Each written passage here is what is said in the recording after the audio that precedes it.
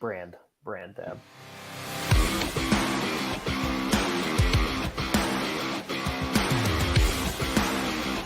Oh, you didn't know? Your ass better call somebody! You're listening to the On The Mark Wrestling Podcast. The best there is, the best there was, the best there ever will be. A podcast discussing all things AEW and WWE. Give me a hell yeah! Now, let's meet the host. Are you ready? Kyle Gagliardi. The face that runs the place! Jim Tucker. And Erica Marini. I'm the boss. I'm the blueprint. I'm the standard. Well, I think we've had enough talk. It's time for the main event.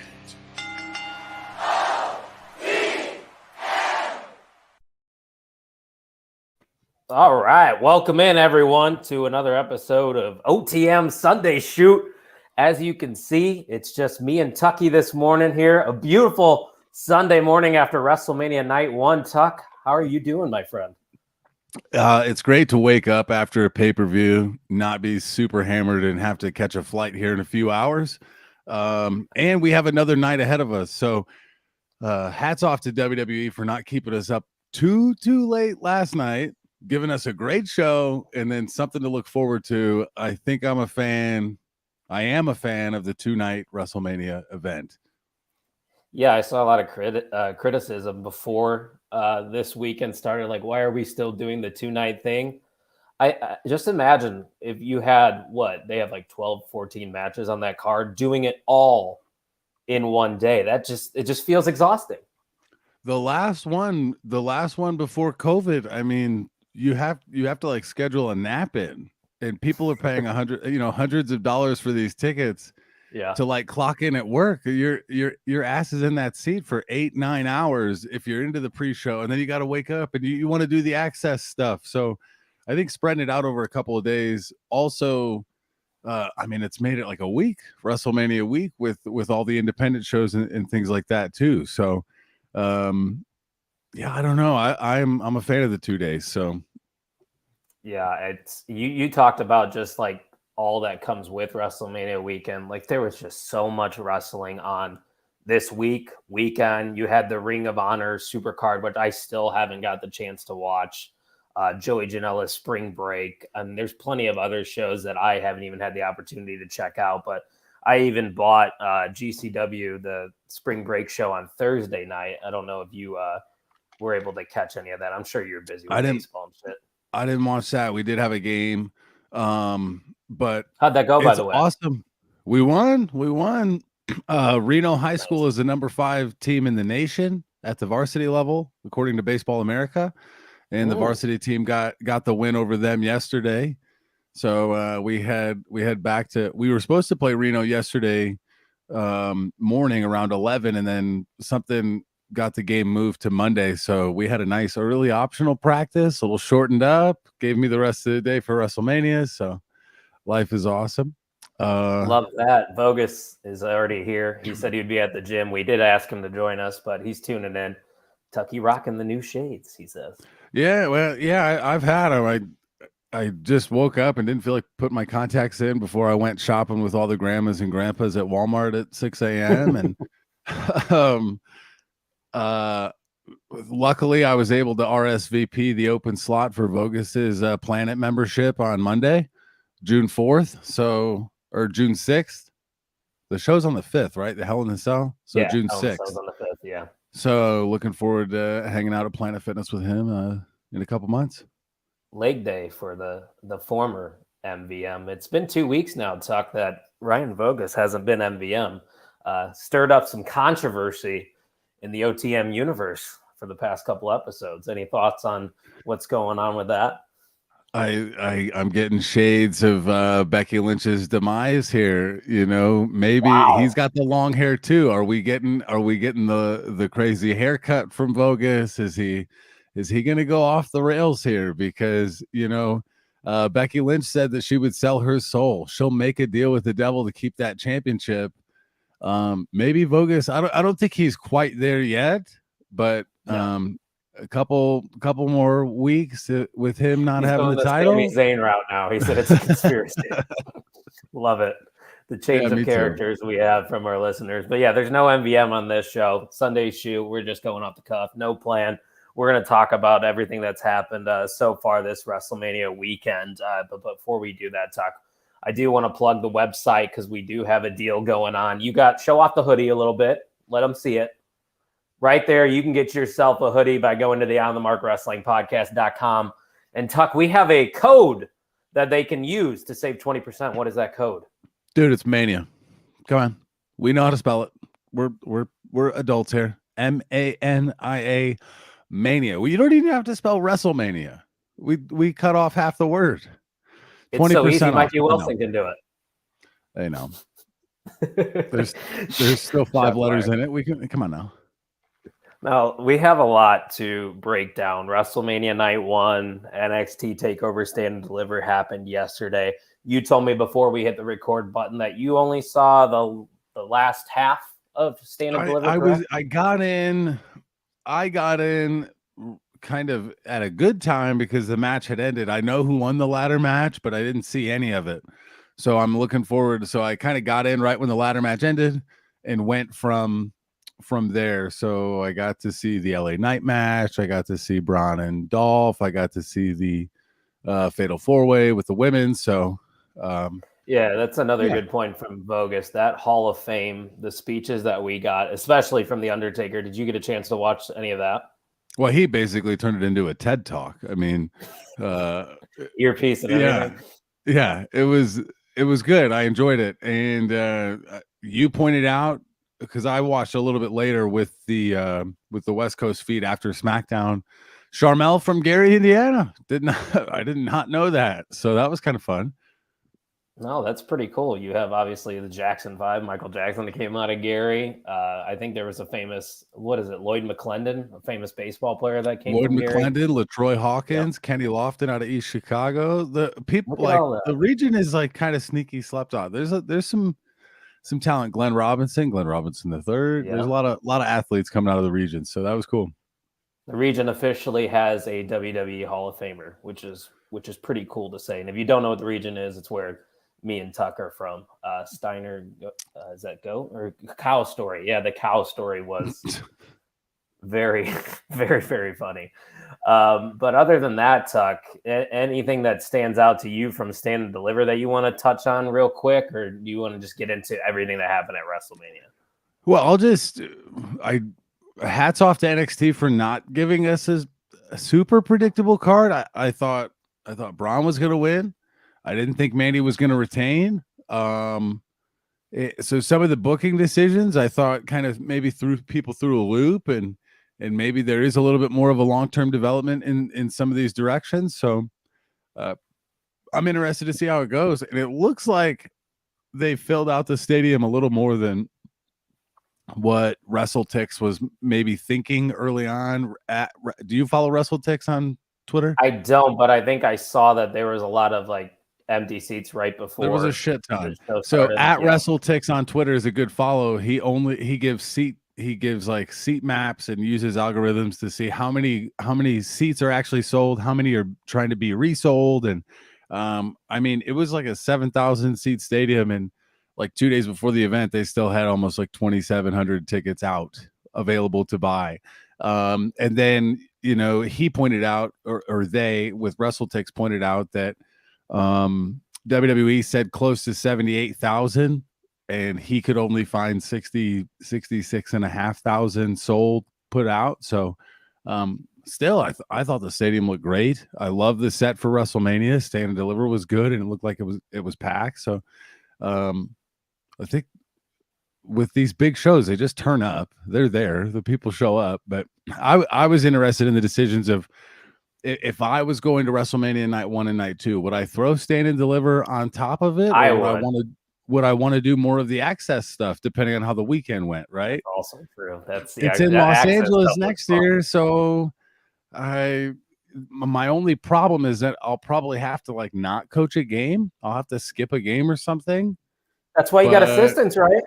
Right. Well, that's what I'm saying. If I know now that in a year I'll miss a game, we can kind of figure it out. Right. Well, So let me tell you this, Tuck. I've already started communicating with Ryan Vogus about potentially making WrestleMania happen in LA next year. So okay. if you're in, I think we can get the ball moving because I will probably sit out Las Vegas trip this year and just save my money for that weekend. Yeah, I'm gonna have to look at the calendar and see what it'll look like. I mean, Los Angeles is drivable, so I won't have to coordinate the big fat flights or anything like that. But do I drive down Friday night, and then I don't know. But we have a year to think about it. What We do. is WrestleMania going to make it to Vegas? Is Allegiant Stadium a thing that we might see down the pipeline? That would be awesome. But where I'm at right now, Los Angeles is the closest it's going to be to me for a while. So it's like, and I don't know how long I'm going to be not without a kid. So That's true. Got to do these things while you're somewhat free, Tuck. Somewhat free. Yeah. I know you still got a wife and the dogs and coaching and teaching, so I don't have some of the bigger chains like children. So yeah, we'll see. It'll be fun. I'm excited to see that SoFi Stadium. That would be a sight to see.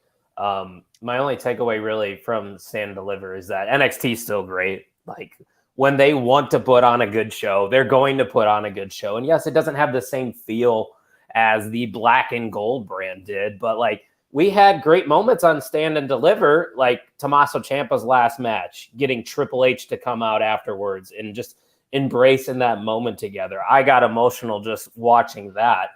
And then every match was quality. You know, this is the first time that all these new NXT superstars got to perform on a bigger stage because of COVID and all that and the transformation that just happened. And they stay, I believe, at the Capitol Wrestling Center, or maybe it's the PC that they're at now. But regardless, overall, I have no complaints from Stand and Deliver. I thought it was a good show.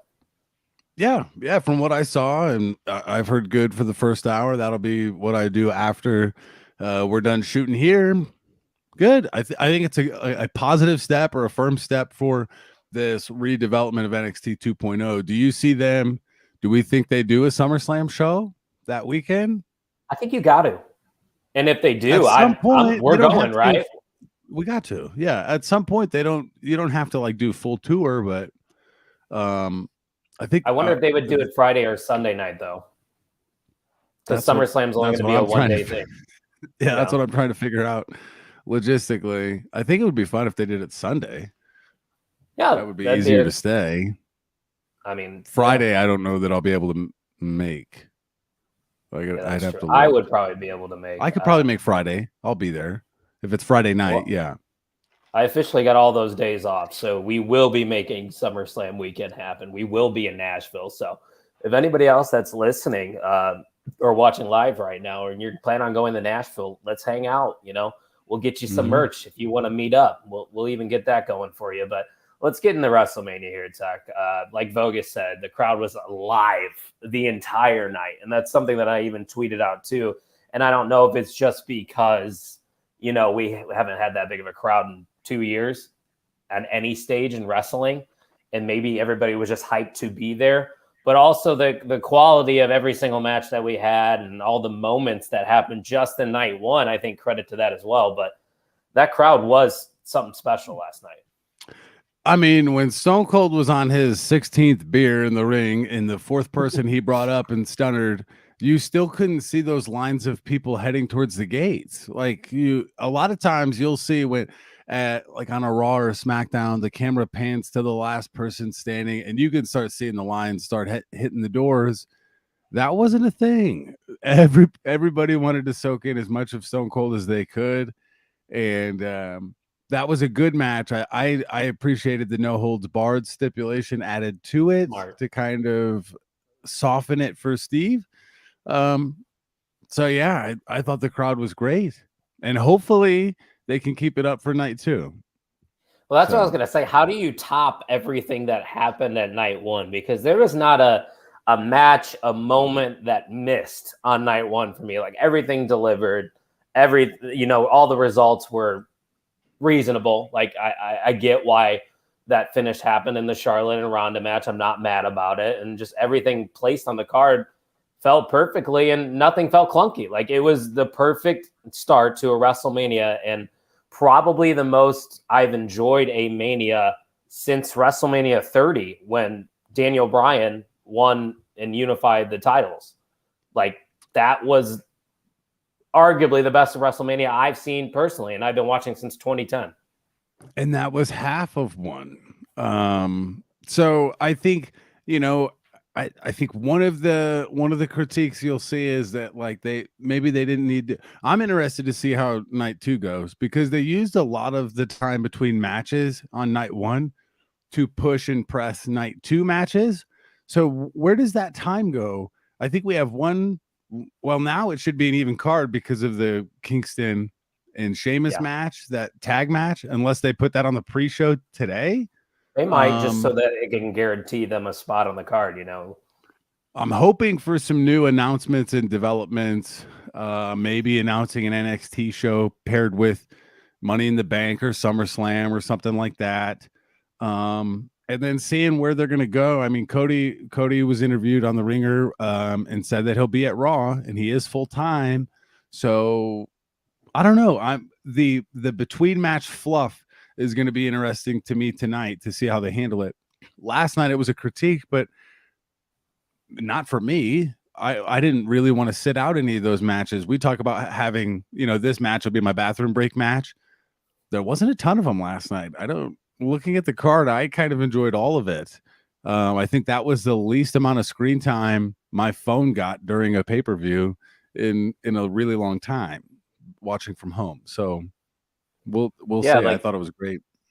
The worst match wasn't even bad, and it probably changed due to Boogs being injured. I would say that the opener was the most lackluster, but once again, we don't really 100% know what that finish was going to be. Vogus said there was no backstage Legends interactions like there normally is. Maybe we get that tonight.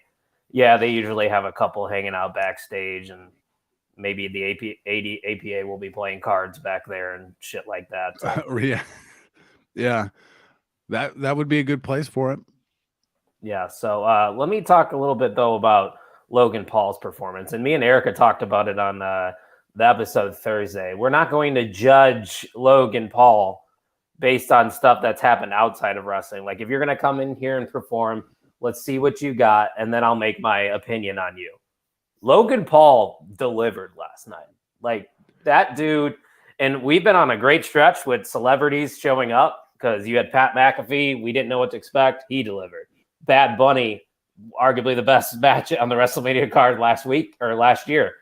And now you have Logan Paul, who it just looked like he deserved to be in that spot. They win the match. Miz turns on him afterwards, but his performance was something special there, Tuck. Almost like too good. Like, I think if anything, the conversation might, Ray might put his arm around him in the back and say, like, you don't actually have to hit that hard, and it'll still look good. Because I thought his punches look good.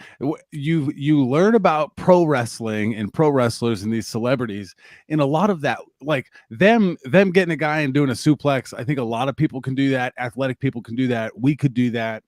But like the art in the cell of creating a punching exchange and things like that, you'll see guys hitting them with like this part of the like weird stuff. His punches look great.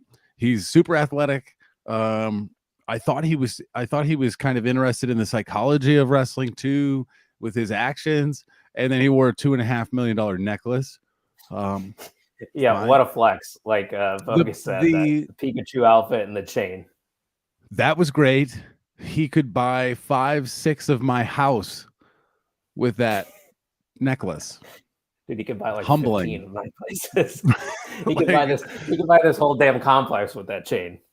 And it looked like, I thought, he's been interviewed, but I thought he took it seriously. It didn't feel like it was a joke. I mean, Steve-O was criticized as a celebrity making a Jackass appearance where he couldn't stop laughing in a spot where he should not have been laughing.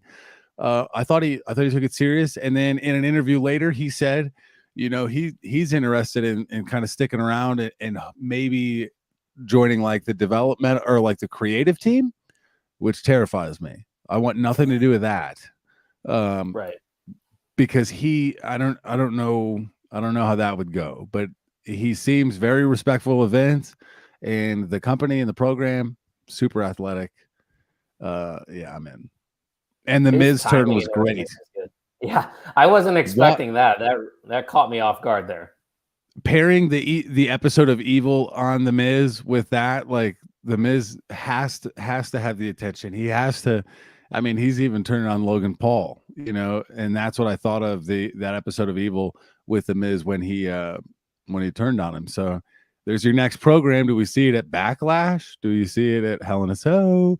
We'll see. Miz and Logan Paul, Hell in a Cell. I'm in. That would be something. But weird. Yeah, that would be very weird. That was something I never thought we'd be talking about potentially happening. But I could see it happening at WrestleMania Backlash since they tie in that name with Backlash, and it's only I think 4 weeks after. So that would be an easy story to tell, and you have that one-on-one match, and then we can truly see what Logan's all about because it's a little different when you're working in the tag team than working as a singles. So credit to him though for showing up and showing out because that was one of the highlights of WrestleMania for me. Probably the first match on that card that like stood out as oh shit, like that was entertaining. And also a good moment for the Mysterios too. Could you imagine like having a son and being able to wrestle in a match with him at the grandest stage of them all? Like that's got to be Ray's highlight of his career right there. Yeah, I think so too. And maybe that's why they didn't do the breakup or the split between them yesterday to have one good genuine moment. I don't know. Maybe it'll never happen. Maybe the turn will never happen, or the break between them will never happen. I feel like we've been saying it for a long time, and it's still not happening. So, does it need to happen right now? I don't know. That's a whole nother discussion. I think it's just Dom's not ready for it. That would be my personal opinion. I don't think he's got enough juice to carry himself as a single star. Because if they break up, he's on his own. Like he doesn't have dad to rely on. Yeah, so I just don't think Dom's ready for it. But that was a cool moment in the show. And obviously, I would say the second best match of the night was the Raw Women's Championship. And this is a match that a lot of people were looking forward to. Some would say it should have main evented. But after what we saw in the main event, I think that was justified to be in that position. But nonetheless, Tuck, another great match for Bianca Belair at the grandest stage of them all. And Becky Lynch just solidifying herself as the top women's wrestler probably in the world, which is crazy because there was a time where Becky Lynch was not pushed. Like she was one of the women on the card that happened, but like she mentioned, John Cena looked her in the eyes and like, I don't know who you are. I don't know who you are as a person, like as a character. I don't know what you're trying to accomplish. You have like a fun thing, you have steam, but who are you? And I think as she's shown herself, she's become the man and the mom, and now she's going like crazy. It's interesting, but the two of them put on a great match. I think in hindsight, that should have been the co-main event right before Steve. Like Steve Stone Cold and KO, I would have put that right before it. Then the end of our night as a spectator would be a 100 mile an hour car crash because then you're just riding high. I don't know. I think where it was in the show was a good spot. I wouldn't change that, but it was Becky or Charlotte and Ronda was not Bianca Becky. They were not the same. No, and I think it was a tough spot too for Ronda and Charlotte, following that Cody Rhodes moment and then the Undertaker and all those Hall of Fame inductees coming out on stage. Like that's a big high. And then can you continue that high with a match that we even talked about didn't really have a great build to it, but the match was fine between Ronda and Charlotte. I didn't mind it at all, but the Bianca and Becky one definitely stood a couple tiers above that one. And just Bianca Belair, now 2 straight WrestleManias winning the women's championship, 2 straight match of the night candidates. And she's only been on the main roster for 2.5 years. Like if Bianca stays in this shape, which I don't see why she wouldn't, because she's one of the most athletic people in the company. Well, in her life with Montez being right next to her, it's just there's nothing in there that says she's going to have to make a sacrifice or a compromise. The only thing will be when they decide to have a child, and that's not we see it with Ronda and Becky. That's not a forever thing. It doesn't knock you out completely. So Yeah, I think they already, or Montez has kids, so they already have kids in their life, but they don't have their own together. So that would be the only thing hindering her ever going away. But she, for now, thankfully, usually stays healthy. She's consistent in the ring, a great promo. I don't see how she just doesn't main event every WrestleMania for the rest of her life, because she can put on a banger every time. If there's a list for that, like I'll just sign up now. Just get my name on the list. Pencil her in. Just Bianca the next. I mean, could 10 years isn't crazy. How old is she? You know, she cares. She comes from that Power 5 athletic D1 background too. So like the grind. She's 32. 32, Tuck. Yeah. She's older than me. I didn't know that. She's got a couple months on So me. I would say 6 to 8 more years potentially. Yeah. No, that's a match I would love to see, Vogus. He said Bianca Rhea next year. I agree. That ties back to their Rumble final 2 they had a couple years ago. We've been waiting for it. That'll be a great match. Yeah, so she's got miles on the I thought she was younger than that. She looks like she's like 25, 20 young. So hats off to her. Yeah. Yeah, and hats off to Becky too. Their story that they've been telling since SummerSlam was great. And a lot of people will critique WWE that they can't do long-term storytelling, but look at their 2 biggest stories going into WrestleMania. Roman Reigns and Brock Lesnar. That story's been told since WrestleMania 31, and it just continues to be told. And then you have Bianca and Becky, who we started that in SummerSlam. And a lot of people were, like myself, were mad at how that match went, the 27-second return and take it away from Bianca. But the payoff that we got here at WrestleMania Night 1, the story will go on too. It's just been a great ride for them. Well, and where that was at in hindsight, I was at SummerSlam. I was there were a lot of things not going well that day. The credit card machines had already broken, so I couldn't buy any more booze or food. And then Bianca comes out and wins or Becky comes out and wins in a half a minute. We're like, what the fuck is going? This is one of the biggest shows of the year. What the hell's going on? That wasn't the biggest part of the show, though. There were other matches and things like that. But I think WWE is just going to get shit on either way. The story's taking too long. It's not taking long enough. They're doing too many rematches. They're not doing enough. So there's just corners of people that are just going to be grumpy. But I was very satisfied with that. When it came to the picks, that one was pretty split. So we had 14 picks total, 14 or 15 total submissions. 1, 2, 3, 4, 5, 6. 6 people picked Becky in that Bianca and Becky match. Really? So, yep. So how many picked Charlotte? That's what I want to know, because I did not think Charlotte was going to retain. 4 people picked Charlotte right now. How many total did we have? There's 14 picks. Okay. 14 submissions. Right now in the On the Mark Wrestling Who Can Beat Kyle Gagliardi contest, we have you have 5. You're 5 for 7. Not bad. You're 5 out of 7. You are tied with many people. A lot of people are in that 5 out of 7 category. We have 1, 2, 3 people ahead of you right now. No way. Do we know who they are? I know exactly who they are. I gotta hear it. Who are they? One of them is your co-host, Erica Marini. No way. Marini, after taking my NXT title, is now in the lead. But she's got the no contest clause on the Edge and AJ thing. So she will win she's going to win WrestleMania on that one match alone or not. The other gentleman that is currently ahead of you, well, actually the other 2 have the same first name. You can name them. Is it Ryan Vogus and Ryan Matthews? Both of them are 6 out of 7. So Vogus, Matthews, and Marini are in the lead right now. That is correct. And you are tied with so many people. So it's going to be an interesting night. Yeah. You and Matthews, to give you a few, the inside track. You and Matthews Yeah. have the same picks on every match except 2. So he's got the Street Profits winning the tag titles, Okay. and he's got Bobby Lashley beating Omos. You have All right. Omos beating Bobby Lashley, Yep. and you have RK Bro retaining. I like my So chances there. There's two flips there. I like that. When it comes to you and Marini, we've got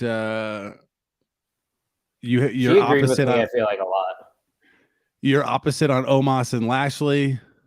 The women's tag, you have Sasha and Naomi. She's got Rhea and Liv. And then you guys are different on the Edge and AJ Styles match as well. So you got that going on. Yes. Vogus, you guys have 1, 2, 3, 4 differences. So there are many ways for them to win, and there are plenty of ways for you to trickle through and back. But it is fun to know, if you are not Kyle Gagliardi, it is fun to know in the who can beat Gags category that you are down 1 going into the second half. So this is going to be a tight finish here for the OTM pay-per-view championship. A lot of contenders. This is the most we've ever had for a predictions contest. But hey, I asked for the smoke. For the record, we got it. For the record, I do have to go back. I just went into the sheet and changed the AJ Edge to a no contest. So Erica only gets the point if it is legally declared that there is no winner, which I see her reasoning though. I do. I like the pick. There's gotta have to be one match that has a weird finish, dude. Is that a double count out? Yeah, that's what we were talking about on Thursday. Like maybe it's a double suplex, or they both are outside the ring, and when they can go back to the Shinsuke and AJ like dick job thing that they were doing. Yeah. Who can punch each other in the nuts the most and die dick shot? Yeah, double dick shots. Yes, but there are some people. There are some people that I don't know. I had a couple students enter from nice, from the high school. One of my students is under 500, 3 and 4, and one of them's 5 and 2. And the one that's 5 and 2, I don't think has ever heard of wrestling. So there we go with that. And then there's some people that I'm not familiar with. We can talk off air if anybody knows these guys. But the stipulation is if we end the night and there's 4, 5, 6 people that beat you, we put them all in a randomizer. Yep. And then we will crown the hoodie. But as of right now, that is a party of 3. So, okay. Yeah. And that hoodie can be found on our website. If you lose, you could still go out there and support the show, because like we say all the time, this stuff's not free. We got to pay for our host site. We got to pay for StreamYard. So if you're enjoying the content, if you're watching and listening, we appreciate you. Head on over to that website and show us some love and buy some new merch and use that code MANIA and save 20%. So Tuck, let's talk about the 2, I think, things that stood out the most to most of us from last night at WrestleMania Night 1. The first one being my moment of the night, the speculation for the past 4 weeks. We've talked about it. We've clipped it. We've TikToked it. We've done everything that has to involve Cody Rhodes and his future, because it is a topic that people were interested in. It finally happened. Seth Rollins goes to the ring. We get that pause. The lights go out. I think it's The Undertaker for a little bit there. And, yeah, we get the American Nightmare himself. He gets this whole presentation that we've seen for the last, 6 years that he was away from WWE, recreated himself. He's back at WrestleMania. Just an all-time moment, Tuck. A great match, a match of the year candidate for me. Tell me about the emotions that you went through in this, because obviously you got back into wrestling about 4 or 5 years ago, but you know about Cody Rhodes. You've been watching him in AEW. So just tell me a little bit about your experience here. Well, I wore my Cody shirt last night, hoping that he would be the one. Fingers crossed. So, yeah, Bogus feeling confident. Yeah. Love it. I remember that.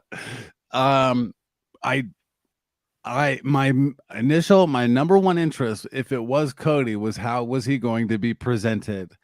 And then I think we forget how easy we can layer in storytelling in a match with subtle things. The Dusty jab. He made an allusion to Stardust. Seth was caught on the mics, welcome back to the big leagues, bitch. It was everything. It felt personal between the two of them. In order for me to feel like it was worth it, we needed a good match, and now we're close to match of the year. It definitely has to be talked about. The package was great. Holy cow. I think they did it right. They let the crowd wait for a while. And his music, hitting that music, what a troll job, right? Like, we have everything about him that was created over there, and he brought all of it. He brought all of it in the truck with him, and here it was. And with him being full time, like I just like the story of it, the actual story of it. And I didn't remember or realize that Dusty Rhodes never won the world title, which is crazy to think about because Dusty was involved in some of the greatest feuds, early on. So, like, the fact that Cody came back, that's his number one mission. He's already talked about it in a couple of the post-show interviews that he's done, that he's here to win a world title, something that nobody in his family has ever done. I think he might do it because, like Vogus said, they presented him as a megastar, and it was perfect the way he debuted or re-debuted, returned, whatever you want to call it here, to the WWE. Like, this is something that we've been talking about now for the past couple weeks. Like, Cody went out, reinvented himself in similar ways that maybe a Jinder Mahal did, maybe not to that level. A Drew McIntyre when he went to the Indies and then reinvented himself. Like, this is an avenue for people to do. Like, I know a lot of AEW stans are going to hate this move, saying it's not a loyal move after Cody just was talking shit about WWE for the past 6 years. But if you're able to recreate, reinvent, and make yourself a star and come back to still the number one wrestling company in the world, it is, whether you like it or not, and just be able to have that moment, it's just surreal and good for Cody Rhodes. Like, I can't say anything bad about that moment. The thing that is so interesting to me is that people will say or criticize anyone for anything. Is he selfish for choosing to make a move that he thought would be best for his family? Does that make him selfish as a father, as a husband? Does that make him selfish for wanting to continue his dad's legacy and return to the company that Dusty was so foundational in to go try to win a title? Is that selfish? No, right? So, like, whatever word you choose, it's just going to spin the narrative you want. Good. We don't know these people, right? I don't know Cody Rhodes, but I really liked watching him. I really liked watching him last night. And when you're looking for someone who comes after Brock and Roman, who's next in line, Cody's not a bad candidate. You got KO, you got Seth, but Cody is someone that is an immediate supercharge to Raw and to the main rosters. Good for him. And selfish, dude. Fuck. People have families and friends. Be loyal to, where everyone's loyal to somebody. Maybe this is him showing his loyalty to WWE and his father instead of being disloyal to AEW. Fuck. That's the frustrating part about it. We have different categories and different buckets. AEW, you know what you're going to get from AEW. It's not always the same as WWE, and that's why it's great to be a wrestling fan. I'm like old grumpy, get off my lawn guy now. You're right, though. I mean, there's alternatives to the WWE. If you don't like it, you don't need to sit there and shit on it, and vice versa. If you don't like AEW and the way they do things, why would you sit there and ridicule them? Because what AEW is doing in their own right is fantastic. Like, they always put on entertaining shows. The WWE is a different beast. This is a different world. That's pro wrestling. This is sports entertainment, but you can like both. You can enjoy both. And superstars, if they feel like it is beneficial, like you said, for their career, for their family, to go to the other side, right? Look at Toni Storm. Toni Storm debuts in AEW. That's probably better for Toni Storm to be there. She probably feels better being in that environment, and she sees the potential in AEW. Cody didn't come to terms with Tony Khan and whoever makes the contracts over there.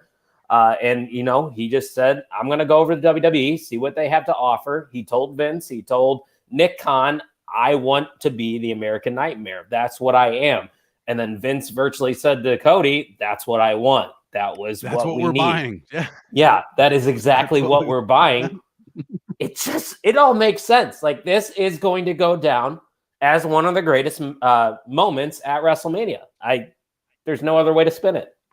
And you can let weeks go by, you can let months go by thinking that AEW's got the upper hand on WWE, and at the drop of a hat, whenever they feel like it, they can say, hello, we are WWE, and then they can drop their nuts on the table. And that's what they're going to do, right? If you would have thought right now, out of AEW, I'll give you MJF, but out of all the AEW foundational guys, who would you want the most? Wardlow now, but I'm talking, okay, I see what you're saying. Those foundational cornerstone pillar type guys, who's going to come over to WWE and get that return? MJF Baker would get a pop. Britt Baker would, but they're not even. No one else. Cody's return, MJF's debut, Britt Baker's debut. That he's the guy. So Jericho would be the other guy that you can get that fat ass, big old megastar return, but they got their guy, and I'm not certain that it's not ever going to be Jericho, you know, because now Cody's laying the foundation of this is what it could be. This is what your re-debut, your return, and let's not act like Cody Rhodes had an amicable, beautiful departure. He drug them. He drugged WWE through the mud. But WWE's in a spot where they're smart enough to put that aside. And then let's go make some money. Let's go get paid. Let's go pay the bills. Yeah. And hooked him up with a fat bus and, you know, and did it right. Yeah. He was the first. He was the first AEW guy to come over. And I don't know how you do it better. There's you don't. That is the blueprint. Now they know. Right, we can go weeks and people can think they know, and we can string them along. We were strung along well, and it paid off. That was that AEW CM Punk debut. We knew we were pretty sure it was going to happen, similar, and then it very did. Similar. Right, WWE can play that game too. There's nothing new here, dude. There's nothing new. No, and like Triple H always said, we're going to do what's best for business. You put your differences aside. You know, things change, people change, you forgive. Dirk Bogus, I believe that's Bogus' dad, right? Next hope. To the Undertaker's entrance, Cody's is the best I've seen. Yeah, that's it. The presentation is fantastic. I love the new graphic tees that he has on WWE Shop right now. Like, you know, just this is going to be an awesome ride. And he's got a multi-year deal. They've reported it.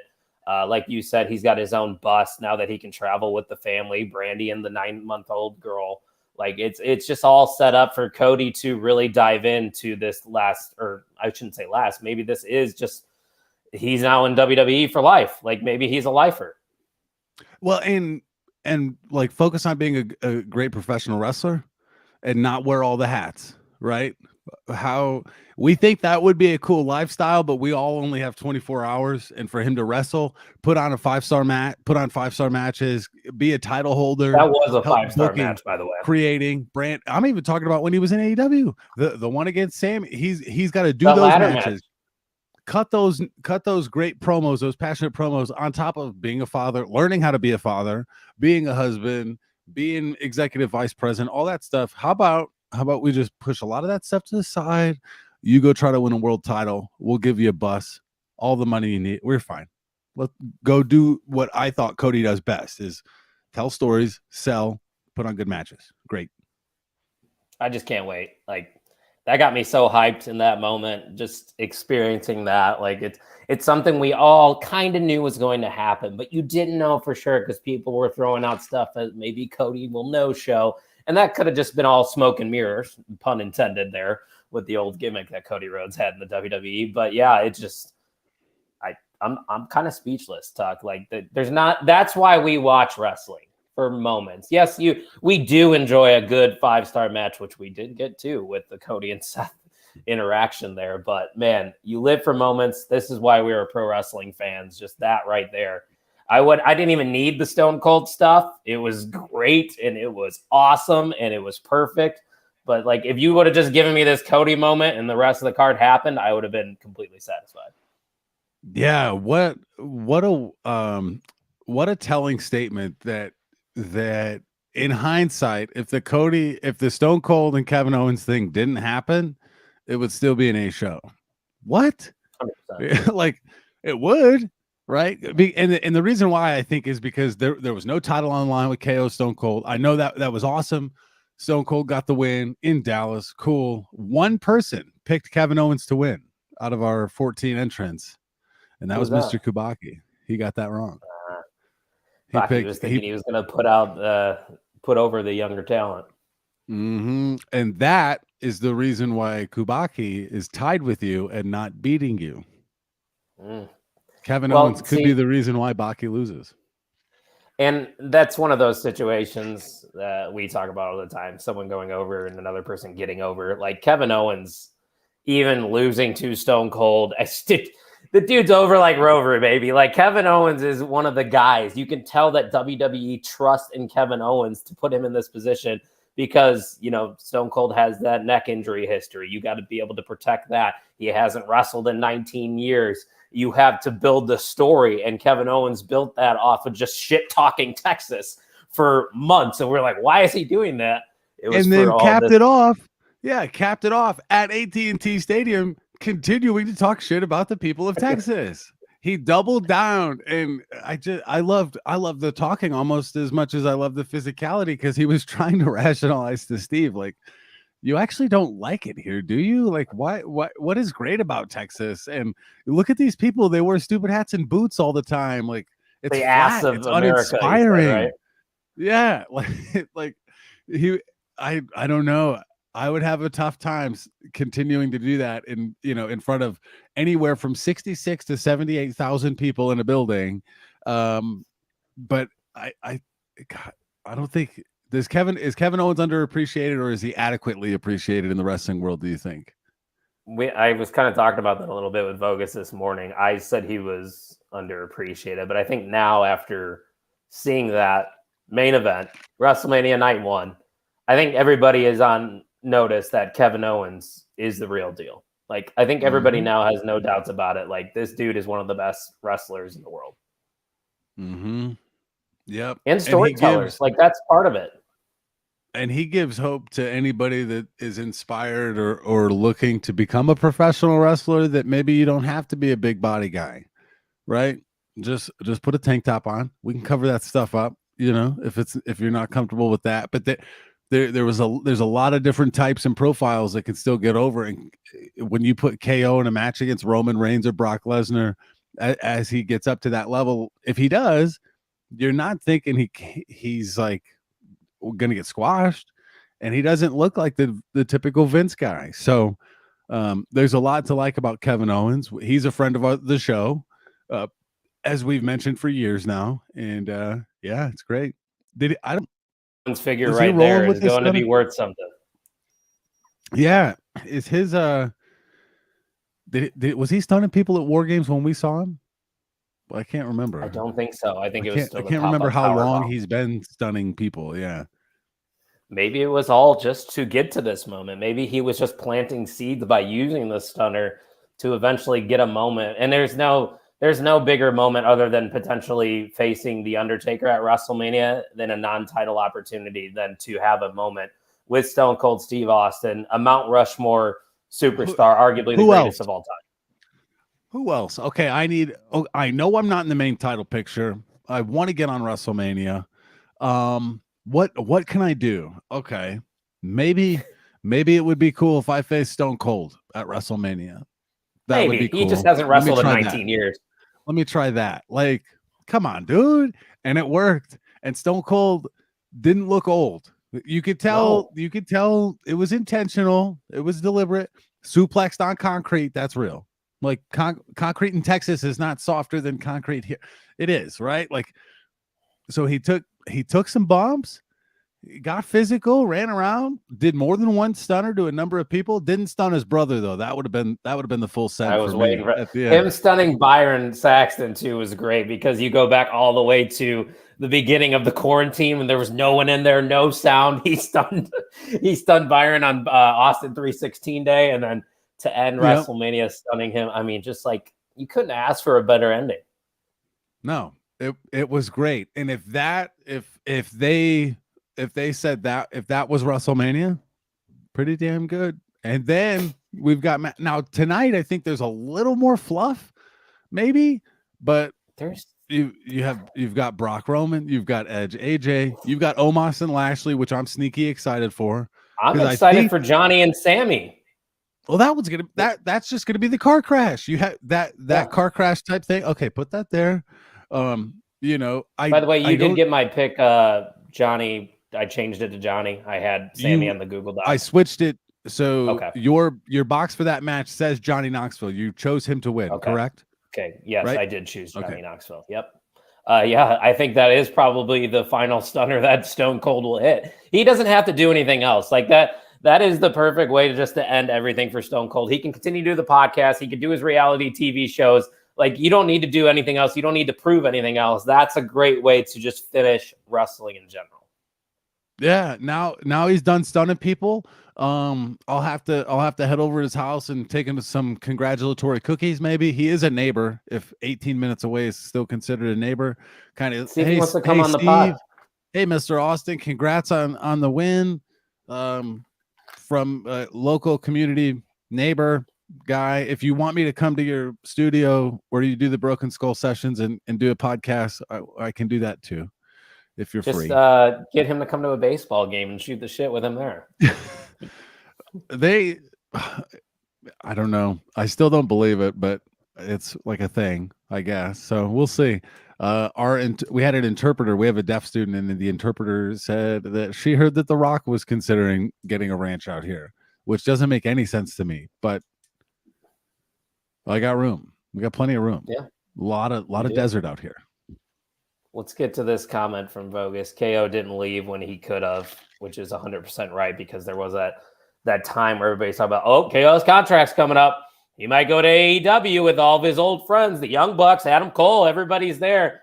But no, he came back, he re-signed. He gains Vince's respect, like Vogus is saying in the comments, and he earned this spot. Like, this was Kevin Owens' moment as much as it was Stone Cold Steve Austin's. Yeah, and they're the people that the company value are getting shined, right? I didn't believe for a second that Seth Rollins was going to be left off the card. And I thought that video that they made when he went to Vince's office was hilarious. Vince was like, why didn't you just ask, dummy? Like, and kind of poking fun at that a little bit, that, each week he's trying to find his way on the card, which was like dumb, right? That's dumb. It's Seth freaking Rollins, put him on the card. And Vince was like, hello, moron, just come see me. Hello. Instead of going through the authority and trying to get your match that way, why don't you just talk to the guy that runs every single thing in your company and ask for it? You can try that. You can do that. There's another match we didn't even talk about that's happening tonight. Pat McAfee and Austin Theory. Like, I'm excited for that as well. There's and I know we brought it up earlier. How do you top night one? But this has potential, and we didn't even bring up the fact that what if, just a big what if here, Roman Reigns or Brock, win, and then The Rock shows up afterwards, or The Rock cost Roman Reigns the titles in the main event. The possibilities are endless for night two. They are, and because I think a lot of the shine was put on night one, I think some of those things that could happen have fallen through the cracks of viewers' minds. Like, we were so hyped up on Cody and Stone Cold. What would the Stone Cold thing look like? Is Cody going to re-debut? Okay, so we have those things to think about for night one. We have a lot of really interesting matches on the card for night two, but there's a lot of shenanigans that we could roll in. Johnny Knoxville's crew could come in. Something stinky could happen in the McAfee Theory match. Yeah, Vince could get involved in that match. In that one, yeah, he could get involved in that one. You have things. What if Heyman does shit in the main event? Well, what? Right. What the main event is the most stupendous, the biggest match of all time. Do you think it'll be just a straight up clean finish? One guy goes 1, 2, 3, and there's no and it's Roman or Brock holding the one unified title, or both of them. Thank you for watching WrestleMania, and then you're just done. It could, No, and I I think don't. that I it could, could, it yeah. could, and that could be satisfying or whatever. But I think we put a lot of emotional stock into night one with what coulds and what maybes that I think we might be. I'm hoping that this is a little bit more of a thrill ride where we don't know what's going on, and we've spent a lot of time thinking about what would happen yesterday. So I'm excited for it. And I being on the West Coast, I'm in bed by like 9:00. It's great. Not bad for you. I think it ended at like 11:15 Central Time last night, which wasn't bad. I got tired at the end, not gonna lie, but I got the family came over. We had some pizza. I had a few beverages, and it was a good time. I was able to enjoy my WrestleMania, even though you were gone. Mikey Wilson was watching by himself, and an awesome setup he has there in the garage with the Blackstone and everything. Like that dude's living the dream, and he's in Texas, man. He should have just gone. Yeah, but he's in nowhere, Texas. He is. Yeah, he's a little bit far away from Dallas. That would have to be an event still. He's way closer to Mexico. So, but hey, Mikey, if you watch this later, we are going to start thinking about WrestleMania next year. So potentially put that in your plans. I've never been to California, so that would be a first for me. I'm sure it's more expensive than a lot of other cities around. No, it sucks. So it's beautiful, but you pay. Yeah, I take about $1,200 to Vegas every year. So if I'm not going to Vegas next year, I'm saving $1,200. So there's WrestleMania weekend right there. So I can definitely make it happen. So that's something to look forward to, as is night two. Do you want to run down maybe a couple of your picks, since we didn't get to share any on Thursday with us, so that what you got for WrestleMania night two and what you're thinking, and then we can wrap things up? Let's do it. Yeah, just go down. You got the card on you by chance? Because so I don't know if the Kofi Kingston and Sheamus and Ridge match is happening. Our order went pretty well, but for Omos and Bobby Lashley, I'm going with Omos. Okay. And the reason why I picked Omos is because I think the two of them compare well, but it doesn't hurt Bobby coming back from an injury and losing to Omos. And that's the way where you can make Omos credible. Bobby Lashley doesn't need to beat Omos to be credible. I think he's in that top tier.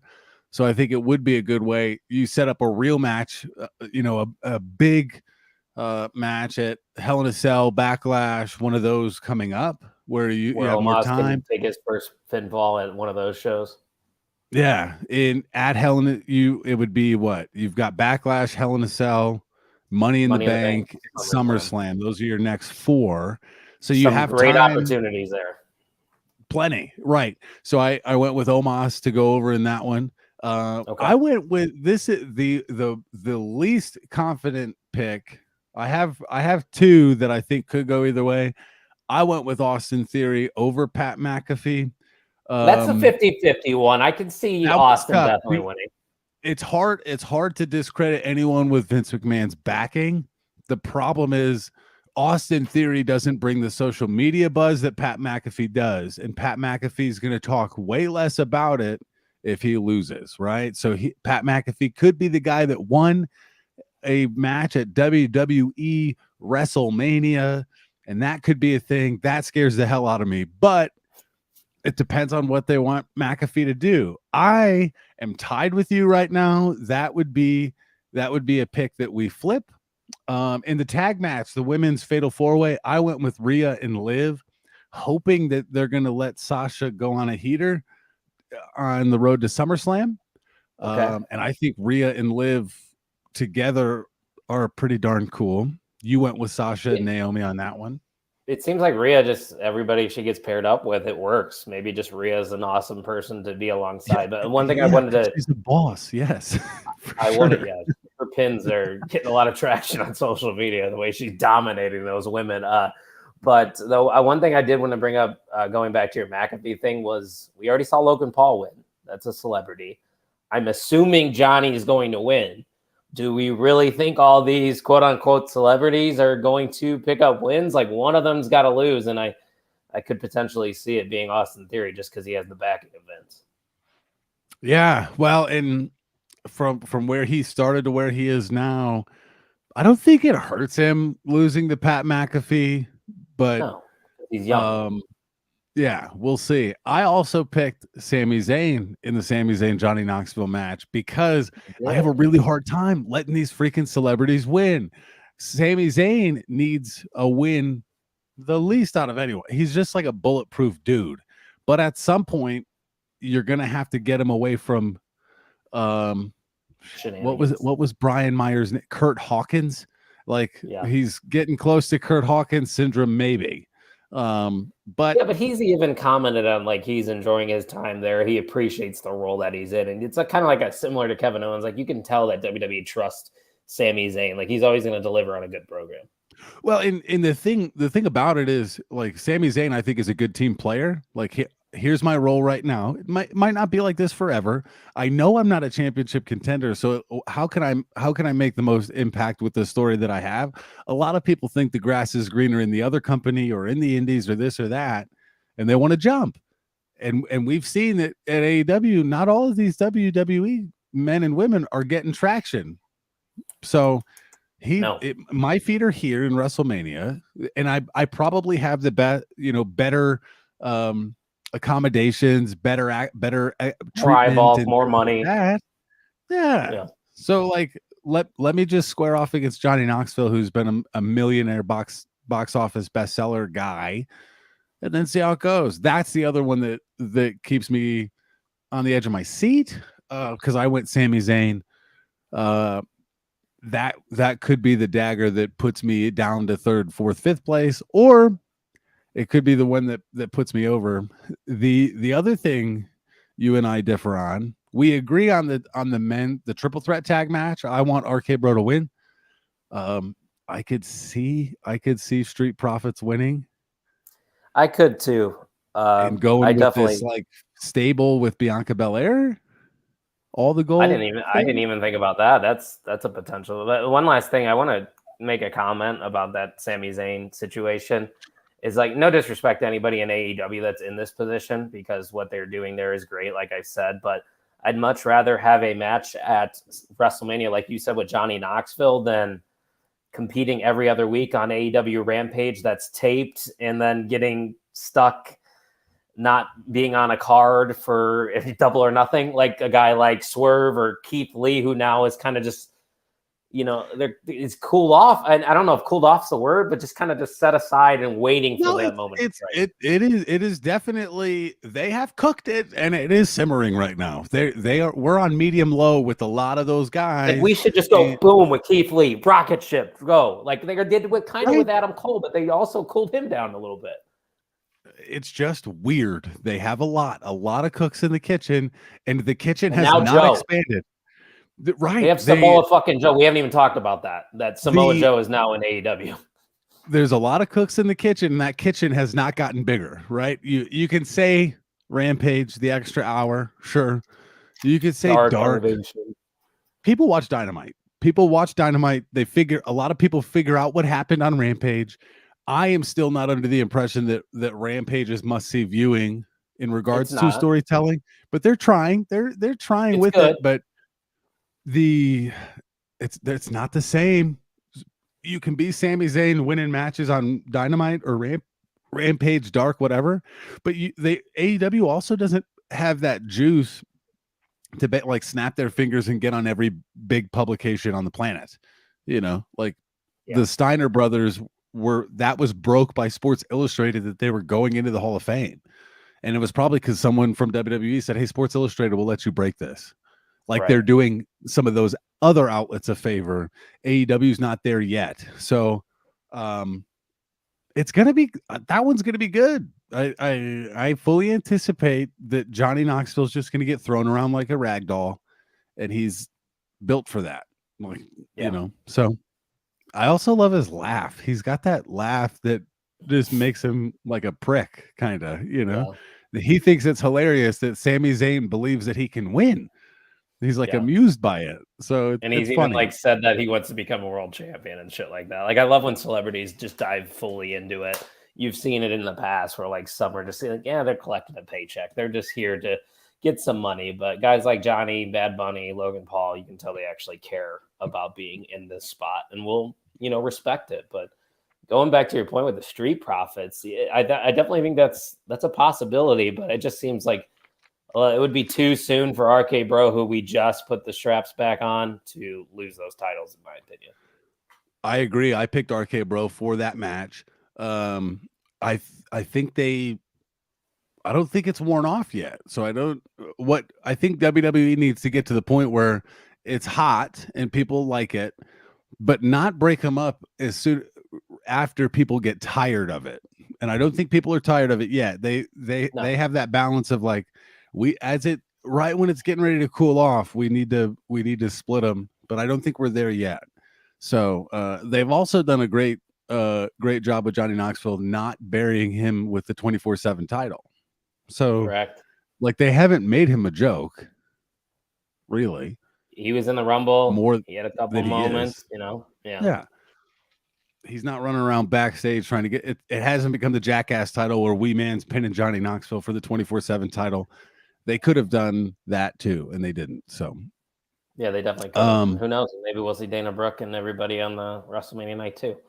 No kidding. When it comes to when are these weddings going to happen? By the way, between it's gonna be maybe like a double header of a smack. That's must see TV right there. I picked AJ Styles over Edge, and I'm not super confident, but I want AJ Styles to win because I want him. That's got to be a minority pick, right? Like more people in our contest probably have Edge. We've got 1, 2, 3, 4, 5, 6, 7, 8. 1, 2, 3, 4, 5, 6, 7, 8. 9 people of the 14 have picked AJ Styles. Only 5 went with Edge. That's actually really surprising to me. Like I thought Edge would be the favorite in this one, just based on the fact that this is a new Edge that we are seeing. We had no AJ Styles hasn't had a big win either in a while. Right. I think that's it. That makes a compelling match. You have good arguments for both people. No match on the card among the 14 entrants was a sweep. The Ian picked Shinsuke and Rick Boogs against the Usos. And that could have been the plan. We actually don't know, Well, I thought the Boogs injury was a work because he was threatening the knee weeks ago and then unwrapped it and it wasn't hurt. And then it was like, but it sounds like he's actually hurt, right? That's the interesting part about, he's going to, he's out the Boogs. And then we had one person pick Happy Corbin. That was my student who does not watch. Maybe the pictures helped. Which, by the way, first time anybody's ever kicked out of the end of days. We have to note that. I referred to it on the podcast. Vogus brought it up very early in their OTM tenure. So that's something that was protected, but that happened last night as well. And 2 people have picked Brock to beat Roman. So that Roman's is possible. Pretty heavy favorite in that one. And that would flip some standings too. So Brock really has never gotten the best of Roman though. I know. But this version of Brock hits different, right? That's the argument. We'll see. Babyface Brock. What was your pick in that one then? Roman? Yeah. That seems to be the general consensus on that match, but we'll find out. Obviously, you see I'm wearing my head of the table shirt. I'm acknowledging my tribal chief here for WrestleMania Night 2. I've got mine ready to get put on. I usually ask you for a grade, but I would probably say that WrestleMania Night 1 was an A+. Out of 100, do you go like 95, 98? I go 99. I think everything. Okay, so started at 100. Where do you take points off? The opener, but that was because of an injury. I think the injury kind of hindered that. Yeah. But that okay, The knock it finish down in to the a Charlotte 98, match. 99. Okay. Yeah, Yeah, but that's not I actually that's liked story. it because Flair's walking out with the title. They didn't do two new champs. Ronda's got to go back on the chase. Look Ronda who it has to is. earn. Is that Maggie Wilson? We're just talking about you, Ronda Mikey. has to Go go on back. the chase. We're gonna figure out who Ronda is in the next couple weeks. Is We she are. the one where fans are gonna get behind and push, or is she gonna be this kind of like indifferent, like kind of she needs a mouth. She needs someone to run for. I don't know who it'll be, who it could be, Dude, give her but Shayna Baszler. They have a relationship in real life. Like they're friends, the four horsewomen. Shayna has at least experience, cutting promos and doing shit in the WWE. You pair those two up, they can even win the women's tag team championship. yeah. So I in hindsight, I'm okay with it. I probably give it like a 90, 96, 97. Like, It's okay. 99 for me, dog. 99. Yeah, that's Almost perfect. And we'll obviously see how it comes together with night 2 and how that intertwines. But like this night but itself, how bad does night 2 have to be to drop it from an A to a B in total, right? Like where does the because I think night 2 is a pretty solid card where it could go to it. You could get every decision you want, but we'll notice like when it comes to our spreadsheet, there's a lot of people that have a lot of different picks on night 2 as well. So well, yeah, it's looking up and compelling down night stories. 2's card, you have the banger of your two biggest stars, Roman and Brock. You have a dream match in Edge and AJ Styles. You have a celebrity match, which always is interesting. And you have a sleeper match potentially in Pat McAfee and Austin Theory. Like you have all the makings of this night, WrestleMania Night 2, being just as good as WrestleMania Night 1. Yeah. Yeah. Cause I mean, when you go 1-for-1, like Omos and Lashley could be as good or better than the Usos and Boogs and Nakamura. Probably better. I don't like Omos, so I'm not really excited about that match. But you didn't walk away from that tag match feeling like, wow, match of the year just because of what happened. So if that ends up being the worst, then McAfee and Austin Theory are kind of parallel to that McIntyre Corbin thing. That could be better than that match. Sure. We went one direction. You've got the 4-way women's tag kind of in the spot where Ray and Dominic faced off against Miz. Okay, I think I would give that one to Ray and Dominic in the Miz match because of Logan Paul. You got the triple threat RK Bro, Alpha Academy Street Profits match in the That spot could where be Seth, great too. I keep forgetting to talk about that. that one will be a great match. I think it will. I would love it if it was a ladder match. I don't know how you dangle titles from the top of AT&T Stadium, but I would have been there for that. I don't think they wanted to do 2 ladder matches this weekend because they had one in NXT. Could be, yeah. So that one's going to be good. Sami Zayn and Johnny Knoxville, Edge and AJ, and then Brock and Roman. Like, there's not a ton of fluff. What's that? Rhonda has a tweet. I don't know what she's referring to. I haven't seen these reports, but she tweeted, I don't know where these reports come from, but it was an absolute honor to perform under Steve Austin at WrestleMania in Texas. I wasn't at the Hall of Fame because I have a 6-month-old baby I had to put to sleep early. People are literally creating drama out of thin air. It just seems like Rhonda gets annoyed too much with Twitter chirping when Twitter people don't even matter. So it sounds like I'm guessing the reports that Rhonda's not all in. Rhonda's not committed. She didn't go to a Hall of Fame. Okay, let's not act like Hall of Fame is must see. Like, she's preparing for a match at WrestleMania. What is she going to do? You know what I mean? That she didn't. Has she missed a public appearance that she was supposed to be at or cancel late? No, whatever. Dude, and you saw the match. Like, she put on a good showing too. Like, she's committed to the WWE. Otherwise, she wouldn't be back. And again, she's not. Again, she had a human popped out of her 6 months ago. So let's not like a human. Fuck. Yeah. Like people, man. And again, Marks. Becky Lynch had to give 27 seconds when she was months after a baby, and then had time to develop and whatever. I get tired of it. Yeah, it is what it is. But at least we had a hell of a show. Like, that was That was awesome. I loved it. I'm excited for It really tonight. was stupendous. And rarely do I agree with marketing because they just find big words. You know, Stupendous, as McAfee would. wow. Now that would never be a word I used. Wow, that was a very stupendous show. But isn't that WrestleMania? Like goofy words, a little bit over the top. You know, getting a little bit of everything. So Yep. I have a less busy day, so I'm kind of chilling, relaxing. I got a couple things to do, but then it's just okay. I'll be well rested, well energized. You gotta catch up on Stand and Deliver. I already rewatched WrestleMania Night 1 this morning. I've already seen it twice. Oh so wow, damn! I've That's already respect. dove in. Yeah. That was the first thing I did. I woke up at 7 and I watched it. Hit it. I did watch Super Card of Honor with Ring of Honor, and that was a good show. Oh, you did watch it?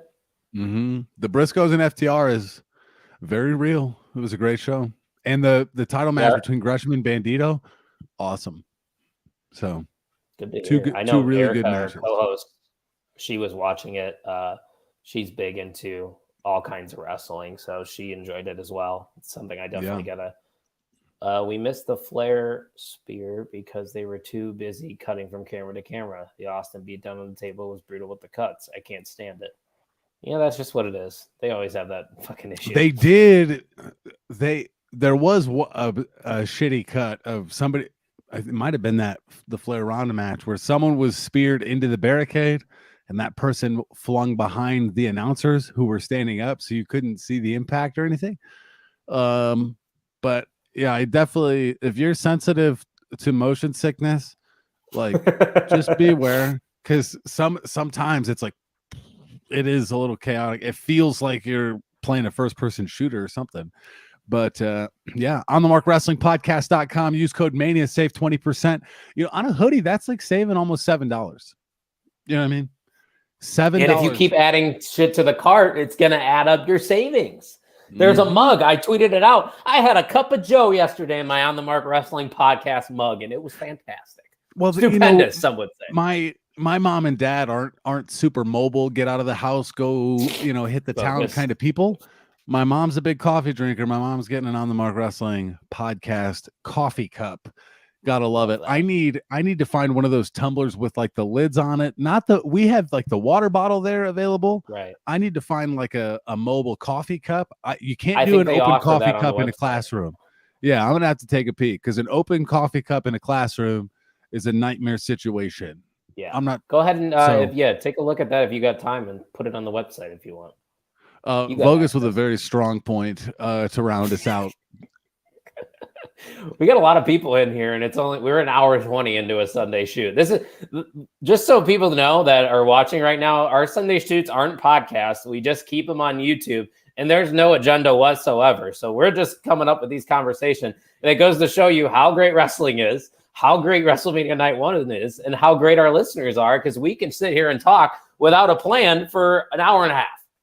That's a shoot, brother. And as we're winding down, any last comments or thoughts about WrestleMania Night 1 or big predictions or anything for Night 2? Go ahead and shout those out. We'll talk about in the last few minutes. And Ryan Matthews, one of the Ryans that is currently beating you in the WrestleMania predictions. Just he almost has like that. We don't have to make everything about me. We don't have to throw that in there. They're in first place. Right. Yeah. There's 3 people currently beating Kyle Gagliardi in the WrestleMania predictions contest. We have right now at this moment, 3 people are in first place. Kyle Gagliardi is not one of those 3 people. You hate to see it if you're Kyle Gagliardi. The center of the storyline. I'll take it. It sounds like I'm in the main event right here. Mm-hmm. I'm the Roman Reigns. You're the guy that's got to go through everybody to get to the top.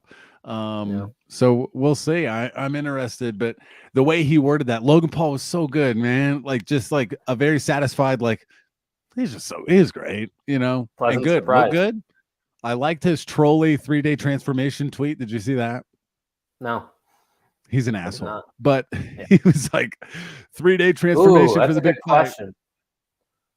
What do you think? Any surprise comebacks, debuts? Because we won't be doing a podcast until Thursday. So the Raw after WrestleMania is always a big show. We know Veer is officially coming.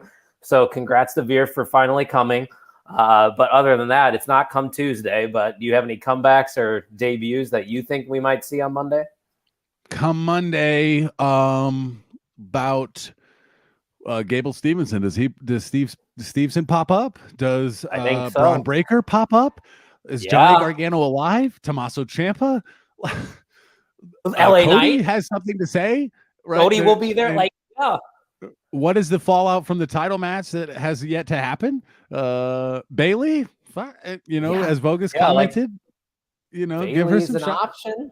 Yeah, I mean, and here, there's a lot of possibilities. There's for one. Monday. There is one Raw. There's one Raw per year where it feels like 3 hours is justified. And I feel like the last couple they haven't really got right. Like the Raws after Mania the last couple of years, have they been like can't miss? There might be a COVID thing. might have had a reason for that. And I'm sure it did 1,000,000%. But this one, if you're WWE, you've spent the weekend sending some strong messages, right? Cody's back.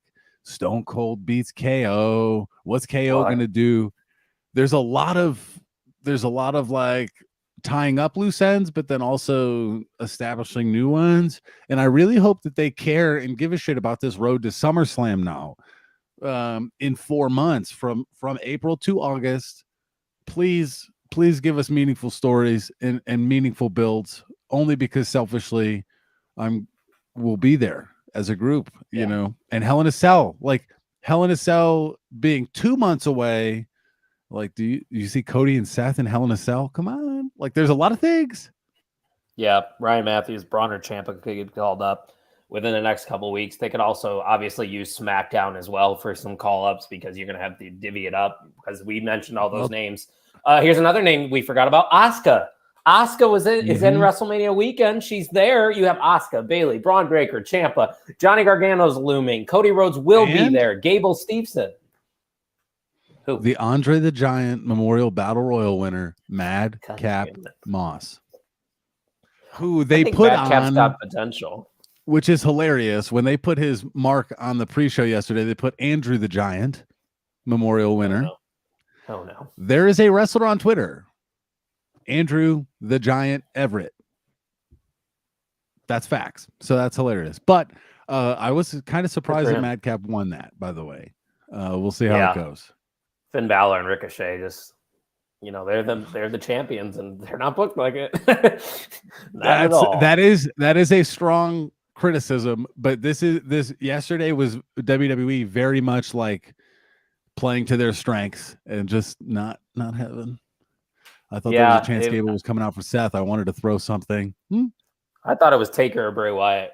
What if another option, Bray Wyatt on Monday, because he said he was in Dallas too. Like, yeah, he was in Dallas for WrestleCon. He went on the record for saying that. I mean, the possibilities are endless, and we'll see. Not only is WWE hype, I mean AEW. You got Tony Storm, Samoa Joe, Toby's down there. There's a lot to keep our eye on. There's a lot to pique our attention at this moment, because now we're halfway through WrestleMania. We're closing that out, but then we're also turning towards Double or Nothing season at the end of May with AEW. So that's cool. Yep. Still have 2 months to build that. So it's been great. It's been good. Toby's in the man cave with us now. Hell yeah, brother. He's ready to shoot. Toby was not super impressed with WrestleMania. Slept through a lot of it. Not really. He's not part of the demo because you did that the last time I watched it with you. 0 naps. I was proud of myself. At my door. I don't know. I thought I heard somebody knock at my door. I don't know who the hell would be knocking at my door. Who's doing it when they know we're live? Don't they? Don't they realize we're a big deal? Maybe it's Stone Cold trying to bust the door down. What? Hey, don't you say something similar to that? Yeah, it is. It's a great time to be a wrestling fan. Absolutely. No doubt. we'll have a podcast on Thursday. Tuck, will you be joining us? Or are you busy once again? I will not. I think I'm booked every Thursday until like the third week of April. So that'll be 20. April 21st is a Thursday that I have off. I will be in Salt Lake City. So I can do that show from Salt Lake City. Probably. From remote location. Yeah, so check us out. Thursday will probably be me and Erica. Maybe we'll bring in a guest. Maybe we won't. Who knows? But I'm sure we'll get into WrestleMania Night 1, Monday Night Raw, maybe even NXT because you're going to have the fallout from Stand and Deliver. So stay tuned for that. Other than that, Tuck, I think, what do you got? I've got one other thing that I feel like is shootable, mentionable. Nick Khan was introduced by Triple H at an Access or an event, and Nick Khan went on to say they are kind of opening the forbidden door in regards to revenue access and revenue streams where wrestlers they'll be able to make cameos. They can do cameos. They can do a Patreon or Twitch. They can start earning income off of those things. It does have to be approved by WWE. So don't expect Charlotte Flair to start an OnlyFans and get, weird. But that was a criticism over COVID about how people had these alternate or branched streams of income. Adam Cole, Johnny. And now they're loosening the boat. And I think Rhonda had a big thing to do with that. She's still streamed. Woods. So I think that's a little thing to mention that you can't let college athletes do it in NCAA now with name, image, likeness, and not let professional superstar wrestlers capitalize off their brand. The other thing that I think it does is it validates WWE paying them less because they're allowed to go make money other ways. Right. Potentially. So from a budget concern, you want money? Go capitalize and go make money over there, and you do the work. Go do a signing or something and shit like that. Yes. Go do a podcast, get it approved. Yeah. Go do a podcast for a couple $100 and there's your off day. You're making money on your off day as well. So, yeah. Good thing to bring up there. Yeah, I saw that and I was like, okay, this maybe can open up doors once again to Johnny potentially coming back, because we know Johnny loves to Twitch stream and stuff like that, and maybe Candace can re-sign, and we'll see. It's definitely something to keep an eye on. But yeah, here we are, a couple hours away from WrestleMania Night 2, WrestleMania Night 1, a great success. One more comment here to close us out. Ryan Matthews asks, is there any way Tuck could send my day 2 picks to me? He kind of forgot. Well, he's got Ryan Matthews has Bobby Lashley over Omos. He's got Pat McAfee over Austin Theory. He's got Sasha Banks and Naomi winning the Fatal 4-Way. He's got the Street Profits winning the Tag Team Triple Threat. Johnny Knoxville going over Sami Zayn. He's got Edge in the Edge versus AJ Styles match. And your unified title versus title champion, he went with Brock Lesnar.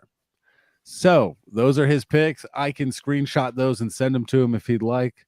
We've got him on a Google sheet. It's very official, but we'll see. Or he can just go back and listen to it. He'll be able to hear it. Yeah, he's got one of those. He's one of those guys ahead of you, but they're 3 people ahead of you. 3 different routes and ways that you could still end up on top too. So, and there's a lot of people tied. If this is my last day as OTM pay-per-view champion, I just want to let you all know that you all suck. You haven't appreciated anything about me. I've been carrying this brand that we call OTM, the title, for months. It's getting boring anyway, so I'll just be a charity case here and let somebody else win and get you a nice little hoodie so you can feel good about yourself for once. So congratulations if you do beat me, but if I do win, realize I'm the greatest of all time when it comes to predicting these shows, always will be, and I will get my title back. It's gonna there will have to be some shade of acknowledgement on the next podcast if you do win, because I hope you know if I do win, I will go off on episode 89. I just hope you don't. Hey, I just said just in case. I got to cut the You promo did kind before. of give there were kind of like eulogy Jace vibes where you were kind of like, if this is my last day as champion, I would like you to know. That's kind of how it felt. But hey, you never know. Well, the next time we talk to the people's 5 days away. So you're kind of getting in front of it. The celebration. Yeah.